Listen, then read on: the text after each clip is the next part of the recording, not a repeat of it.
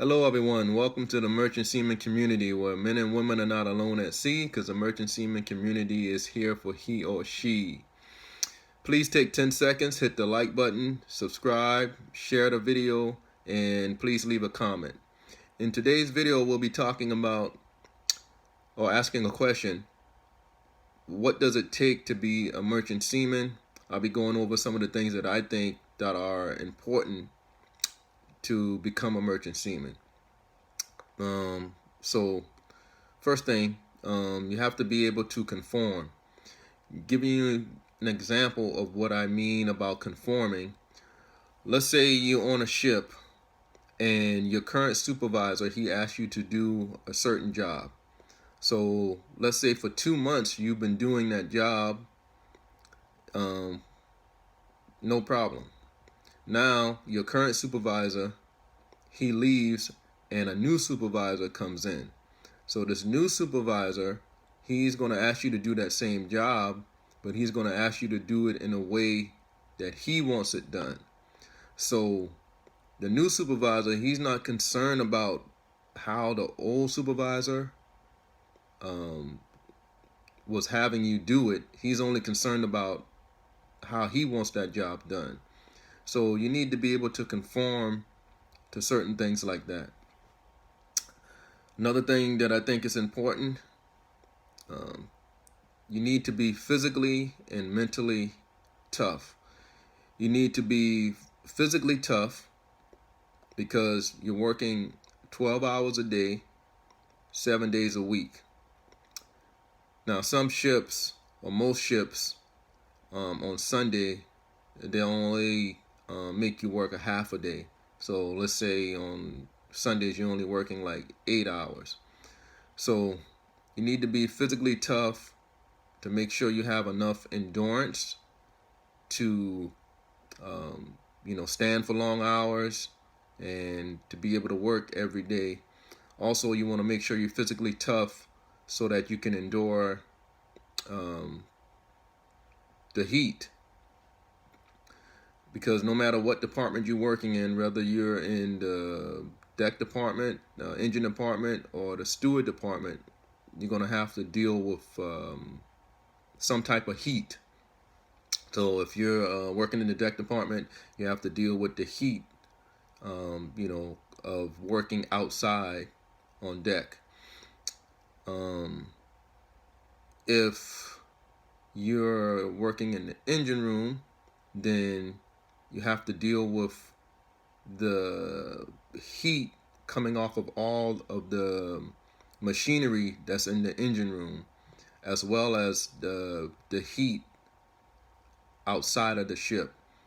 So if it's 90 degrees on the outside of the ship, and then when you take into account all of the different radiant heat coming off of all this different machinery inside of the engine room, let's say it might be 100 degrees. If you're working in the kitchen, then you're dealing with the heat from the ovens and the stove. So physically tough in that aspect. And also, hey, sometimes you might have sore muscles, you might have a sore knee, but just physically able to push through and keep going. Mentally tough because most ships don't have Wi-Fi. So you need to be mentally tough to know that, hey, you're not going to be able to, call home every day or talk to your friends and family every day. Now, when the ship is in port, you'll have cell phone signal and you'll have internet access on your phone, or if you have internet on your phone, when you're in port, you'll be able to get reception. Now, let's say if you're on a ship that just stays inside of the United States, just travels up and down the United States or around the United States, then let's say when you're in port for those 2 days, then yes, you'll have um, internet, cell phone signal. Once that ship goes out to sea for 4 days, 6 days, then no, you won't have um, cell phone internet signal. So you need to be mentally um, tough to be able to handle that. Now, if you working on a ship that goes overseas, same thing when you're in port, however long that ship is in port, yeah, you'll have a cell phone internet signal. But if that ship, when that ship goes to leave to go overseas, that means, you're not going to have cell phone signal or internet service for 2 weeks, sometimes 3 weeks. Um, but most of the ships that do go overseas, they will have a satellite phone, so you can go to the captain and you can buy a calling card, and then you can use that calling card to use the satellite phone and make phone calls. But that satellite phone, you're going to be sharing it with like 20 other people. But the ships that go overseas, most of them have a satellite phone, or some of them have a satellite phone. And the ships that do go overseas, they might have a computer with the internet, but that computer, same thing, will be shared with 20 other people. And the ships that go overseas, they might have Wi-Fi. Mentally tough because, hey, you're gonna be missing out on some birthdays. You're gonna miss out on some funerals. You're gonna miss out on some parties, some different kind of social gatherings. You're gonna miss out on a lot of things when you're out to sea working. You need to have a positive and the right attitude. On every ship, you're gonna have, some great people, and then you're gonna have some people that's, they're miserable. They're miserable in their life, and they want to make other people miserable around them. So, by you having a positive attitude, some of those people that are miserable, when they see you, you can change the atmosphere, because, man, they'll say, man, Terrence is always smiling. He's always most of the time in a good mood. So by you having a positive attitude, it boosts the morale of the ship, and it can change the atmosphere when you walk into a room. Having the right attitude is, let's say, like, even if your supervisor asks you to do a job that might not be your favorite thing to do, having the right attitude, as long as, hey, it's not something that's against the law or unsafe, having the right attitude, okay, no problem, yeah, I'll get that done. And just having a positive and right attitude, it helps a lot, because the other people that you're working with, your shipmates, you should have the attitude of, like, look, hey, let's just work together. Let's make our money, and let's go home.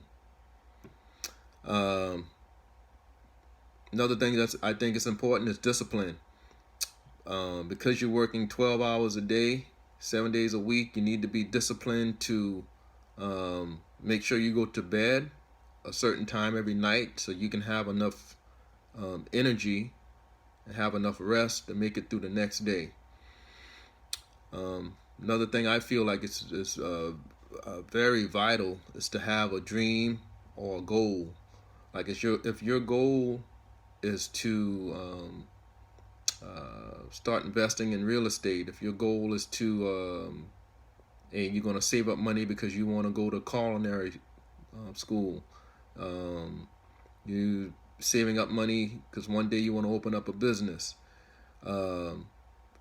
Whatever your dream, whatever your goal is, that will help you with all the other things that I talked about. Because on the days that you are physically tired, on the days where you're mentally tired, on the days where you might not want to conform, when you think about your dream or your goal, then that'll keep you motivated. That'll keep you in the having the right attitude. That'll push you through to the next day.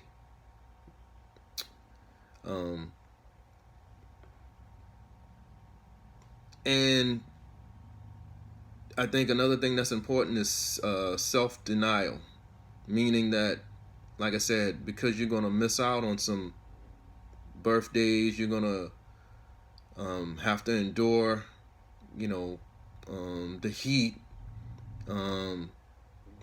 because you're not gonna be able to talk to your loved ones as much as you might want to, because you're gonna miss out on some things. Then that's what I call self-denial. But then you can look at it this way: you have some people that's going to get their reward now, and then they're going to suffer later. And then some people that are going to suffer now and get their reward later. So just giving an example, like I said, if your dream is to become a chef and you want to be able to pay for culinary school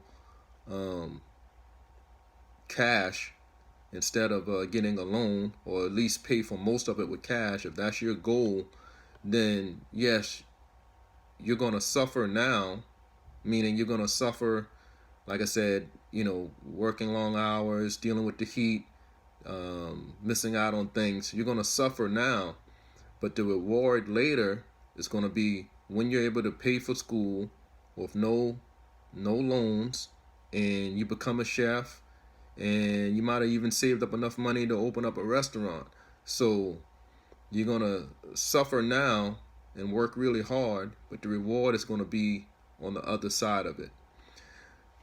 Thank you guys and gals so much for watching. Stay tuned, because in my next video I'm going to be talking about how merchant seamen get paid, and some of the like medical benefits, different things like that. Thank you so much for watching. See you in the next video.